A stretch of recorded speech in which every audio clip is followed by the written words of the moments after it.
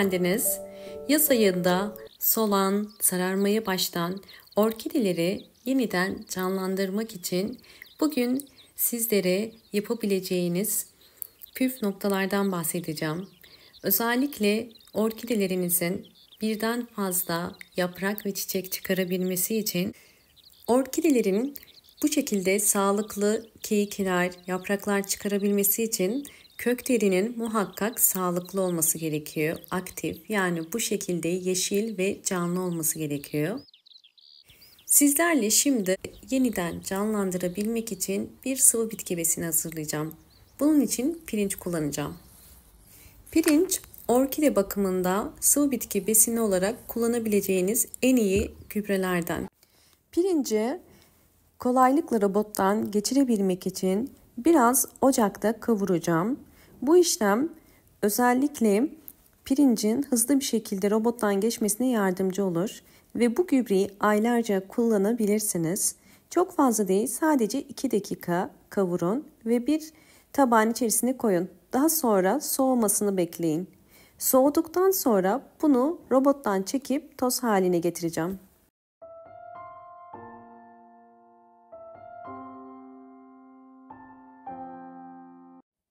Soğuyan pirinci robotun içerisine koyup bunu toz haline getireceğim. Eğer videomu buraya kadar izlediyseniz ve beğendiyseniz hemen beğen tuşuna basıp kanalıma da abone değilseniz eğer bana destek olmak için abone olabilirsiniz. Ve bol bol yorumlar yaparak yorumlar kısmında da sorularınız varsa sorabilirsiniz.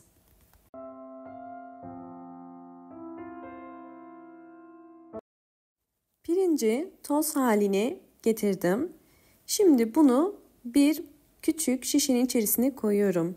Bu gübreyi aylarca saklayabilirsiniz ve orkidenin gübre ihtiyacına göre bunu çıkararak kullanabilirsiniz. Özellikle toz hale getirmemizin nedeni aylarca bu gübreyi kullanabilmek. Gübreyi orkidelerde kullanabilmek için sıvı gübre haline getireceğim.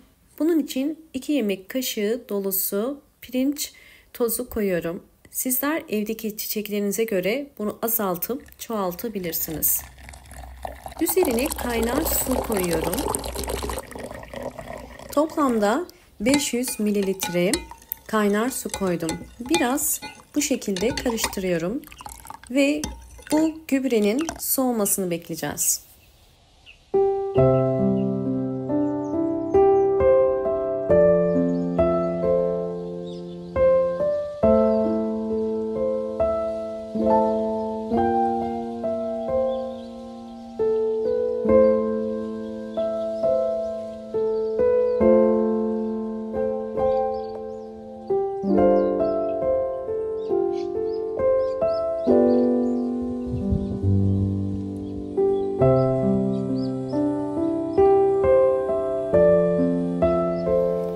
Suyum yeterince soğudu. Üzerine arıtma suyu koyuyorum. Toplamda 1 litreye tamamlıyorum. 500 mililitre pirinç suyu, 500 mililitre de arıtma suyu koydum. Biraz karıştırıyorum. İçerisinde posası olduğu için bunu mutlaka süzmemiz gerekiyor.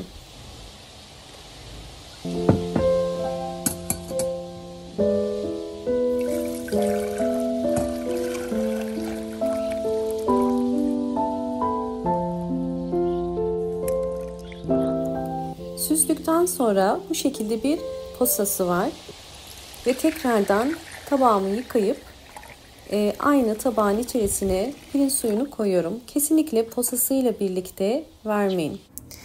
Ve ikinci bir yöntem kullanacağız. Bunun için hazırladığım pirinç suyunu bu şekilde bir kabın içerisine koyuyorum ve bunu buzdolabında donduracağım. Donduktan sonra sizlere bunu yaz ayında orkidelerde kullanımından bahsedeceğim.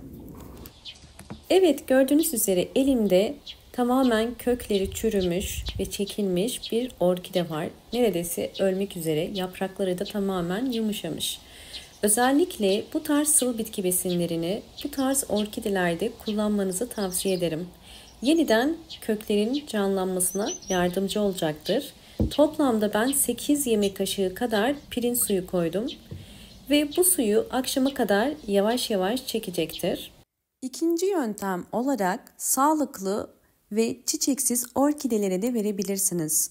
Eğer orkideleriniz hiçbir şekilde çiçek açmıyorsa sonbaharda mutlaka bu pirinç suyundan vermenizi tavsiye ederim. Her bir saksı için 8 yemek kaşığı kadar vermeniz yeterli. Bu gübreyi 20 günde bir orkidelerinize sıvı bitki besini olarak verebilirsiniz. Böylelikle orkideleriniz hızlı bir şekilde çiçek açacaktır. Pirinç suyu ile orkide yapraklarına nasıl vitamin ve gübre desteği sağlayacağımızı da göstereceğim. Bunun için bir püskürtme kabının içerisine pirinç suyunu koydum ve gördüğünüz üzere orkidemin yapraklarına hem üstten hem de alttan bu pirinç suyunu sıkacağım. Özellikle bu tarz gübremelerde mutlaka orkidenin yaprak aralarına pamuk koymanız gerekiyor. Yoksa mantar gibi hastalıklara sebep olabilir. Ve alt kısmını da sıktığım gibi toprağın üst kısmını da vitamin desteği sağlayarak orkidelerinizi canlandırabilirsiniz. Yine bakın diğer bir orkide elimde gördüğünüz üzere yine bu orkide çiçeklerini dökmüş ve artık yavaş yavaş solmaya başlamış. Bu tarz orkidelerde ilk yapmanız gereken solan orkide dalını kesmek ve çürüyen kökleri kesmek.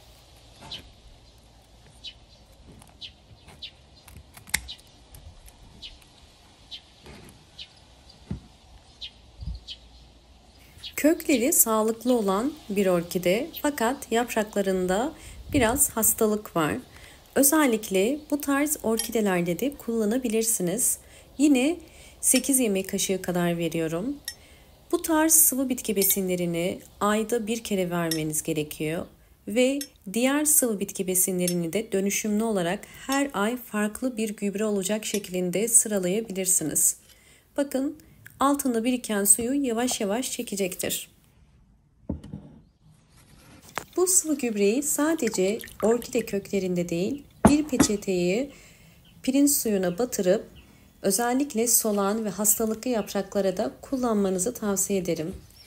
Yani bizler burada orkideyi yapraktan gübreleme işlemi yapıyoruz. Orkidemizin yapraklarının yeniden canlanabilmesi için bu şekilde hem tozunu alıp hem de gübre desteği sağlayacağım. Ve bu işlemi uyguladıktan sonra orkidenizi mutlaka bol ışık alan havadar bir balkona ya da bir pencere kenarına koyabilirsiniz. Kurutmanıza gerek yok. Bu gübre üzerinde yavaş yavaş kuruyacaktır. Pirinç suyu içerisinde bol miktarda mineraller, vitaminler olduğu için orkidenin canlanmasına yardımcı olacaktır.